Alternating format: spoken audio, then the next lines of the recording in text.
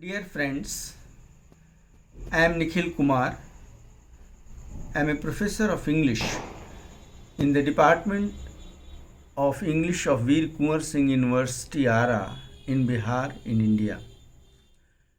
Today I wish to speak on Chhat in the yogic discovery of Sri Aurobindo of the transcendent supramental consciousness. Chhat is the most auspicious religious puja of the undivided Bihar. It is being observed on the holy land of the undivided Bihar since time immemorial. Today I feel the need to explore this most auspicious Chhat Puja in the light of Sri Aurobindo's yogic discovery of the supramental. Here, we are fortunate to have the photo of Sri Aurobindo. Sri Aurobindo is the yogi, better to say he is the first man of the earth who has not only discovered the transcendent supramental consciousness, but he also manifests this supramental consciousness. He does manifest the supramental consciousness. So let us know what this supramental consciousness is. When we take the help of the grammar, we split the word supramental and we find the two units, supra and mental. Supra means beyond, above, and mental is the mind consciousness. So the term supramental comes to mean the consciousness which exists beyond the plane of the mental consciousness. And let us know that the mental consciousness is the divided consciousness. It is the broken consciousness. It is the fragmented consciousness. So the consciousness which exists beyond the plane of the mental consciousness is integral consciousness. It is transcendent in nature. It is in fact the divine consciousness. D capital divine, C capital divine. All of us who know English, we know the difference between the capital letter and the small letter. So this supramental consciousness is transcendent D capital divine consciousness, and C consciousness in which C is also the capital.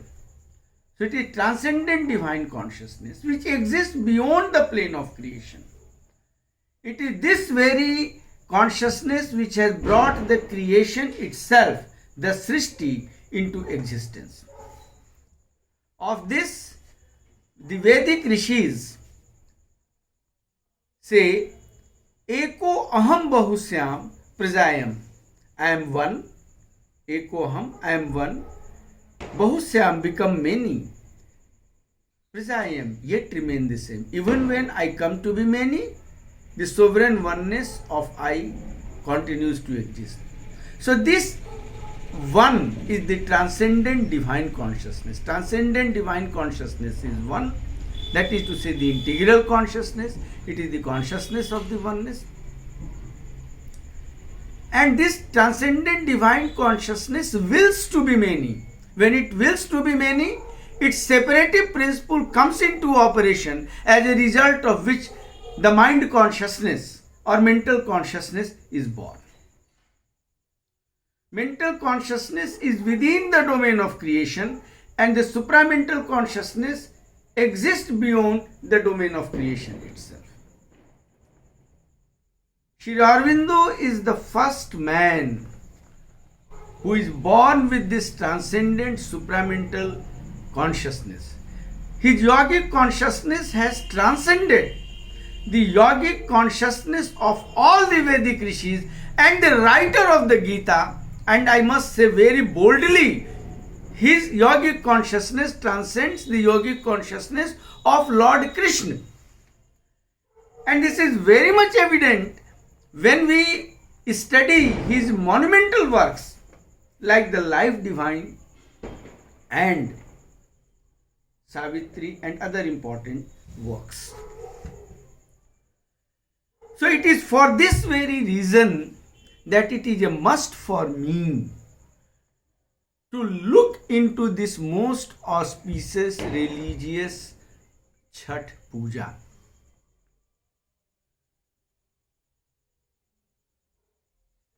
Sri Aurobindo writes that in the Upanishad, sun is the symbol of the supermind, that is to say, the supramental consciousness. Vedic rishis have found that there exists the supramental consciousness. Of course, they could not enter into the domain of the supramental consciousness. They were on the borderline, but they had the vision of that transcendent supramental consciousness. And in the Upanishads, the sun comes to be the symbol of the supramental consciousness. In the Chhath Puja, we offer argh to the sun god. Sun is the male figure of the transcendent divine. But simultaneously, we have the vision of Chhathi Maiya, the female figure of the divine. So there is this simultaneous two figures of male and female. And since this supramental is the integral consciousness, a supramental consciousness, that is to say the integral consciousness, we come to worship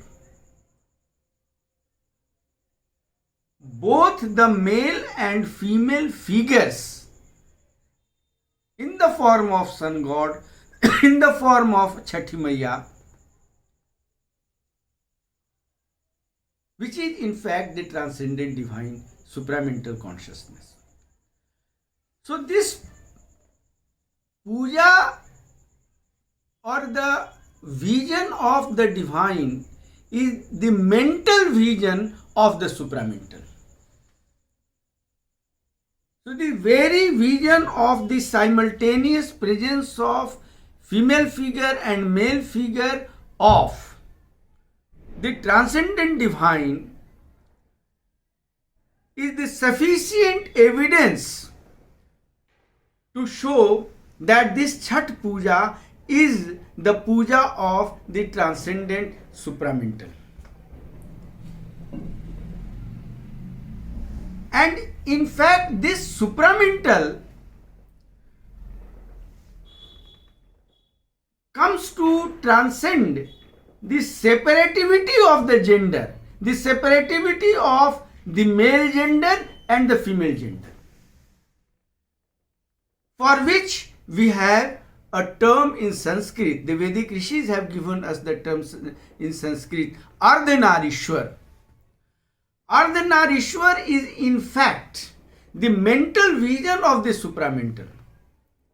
The mental vision operates on the principle of the division of the consciousness.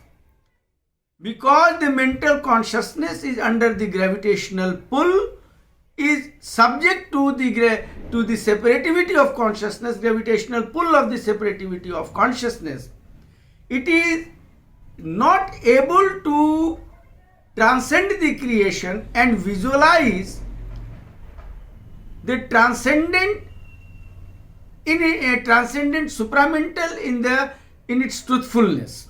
Man doesn't have the native supramental consciousness, so he makes an attempt to realize the transcendent supramental, but on account of remaining under the subjection of the separativity of consciousness, he is simply able to express that very supramental in the term Ardhanarishwar.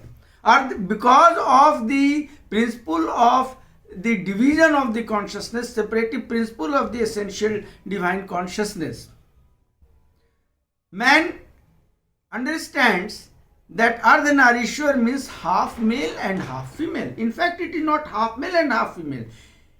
It is the separativity, it is the dualism, and the very dualism has its birth in the transcendent oneness. Vedic rishis, as just now I have told you, that the Vedic rishis have stated that this one comes to be many. The moment one comes to be many, the creation comes into existence, the creation is born. Eko aham bahusyam. So on account of this separativity, we are incapable, on account of the separativity of consciousness, we are incapable of expressing the supramental in the supramental term or in the supramental vision. So due to this very limitation imposed by the separativity of consciousness, we are able to simply utter the word Ardhanarishwar. So this sun god, the male figure, this Chhathi Maya is Ardhanarishwar. It is this transcendent supramental consciousness. So therefore, the Chhat Puja comes to be essentially the puja of Lord Shiv. The word Ardhanarishwar has been used for Lord Shiv. That's all. Thank you very much.